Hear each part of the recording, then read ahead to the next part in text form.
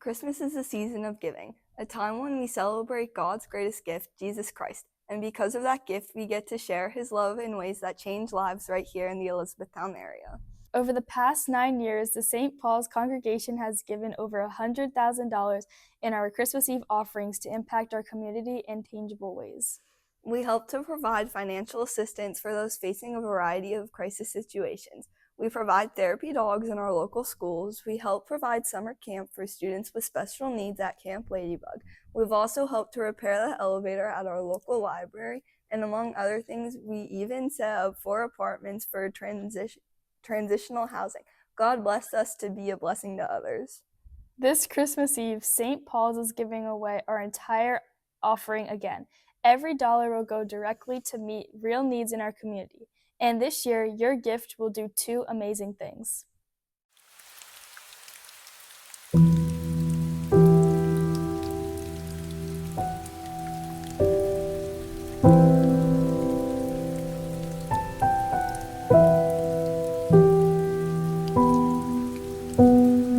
Half of what we give will provide campership for kids to experience summer at Camp Retnagun. If you've ever been to camp, you know it's more than swimming, hiking, and s'mores. It's a place where friendships are formed, faith grows deeper, and kids discover that God's love is bigger than they've ever imagined. Last summer, nearly 100 kids from our church and community went to camp. We saw lives changed, kids coming home with new confidence, new joy, and a stronger connection to Jesus. Your gift makes that possible again this year.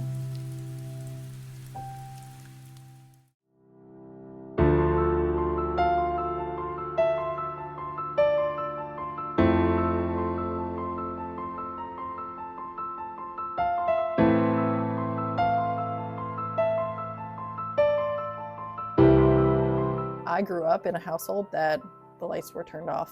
This for me is something that sort of takes me back and allows me to sort of rewrite a little bit of my childhood to make sure that other families that we're engaging with have these resources, because we didn't know that these resources existed. And so continuing to tell our story, continuing to make sure that our community knows that we're here is deeply personal for me and important.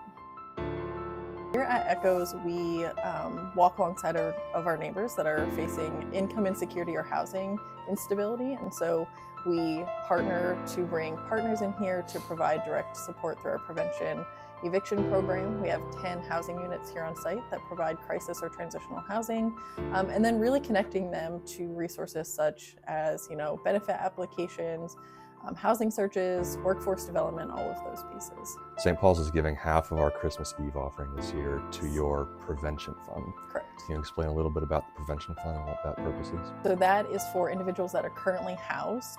We see a lot of families coming in through that program. So currently housed, and they have, they're behind on rent, they have had a utility shut-off notice, and so they come to us for support in getting back on their feet. We work with them to build budgets, to connect to other resources that, even beyond just us providing those dollars for prevention, it creates long-term sustainability for them so that the next time a crisis happens, they have the budget, they have additional resources to be able to stay on their own and then not come back in for services.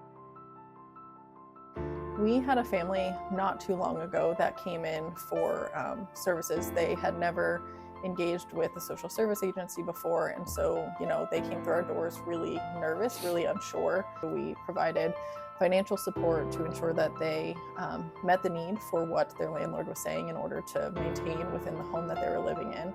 And that family left, and they left with some additional resources that were able to connect them to other things that they had a need for, but they weren't necessarily the most comfortable to be able to navigate. But because of Liz, because of their engagement with us here at Echoes, they were creating other opportunities and pathways for sustainability. How has Echoes' relationship with this church impacted what you're doing? So Pastor Dave is on our board, and so I got to engage and learn a lot about the work that St. Paul's is doing.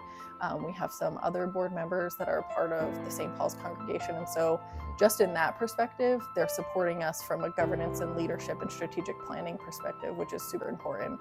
I think, the history of St. Paul's starting the shelter tells us that the congregation is so inherently dialed into what the community needs, and so that has continued throughout the relationship, right? Whether that was providing funds directly to our program at the school or supporting our build of the Bridge House unit, so our crisis housing, there has been this ongoing partnership to sort of really meet the needs of what the community is as it continues to evolve. And so we are extremely grateful for that partnership.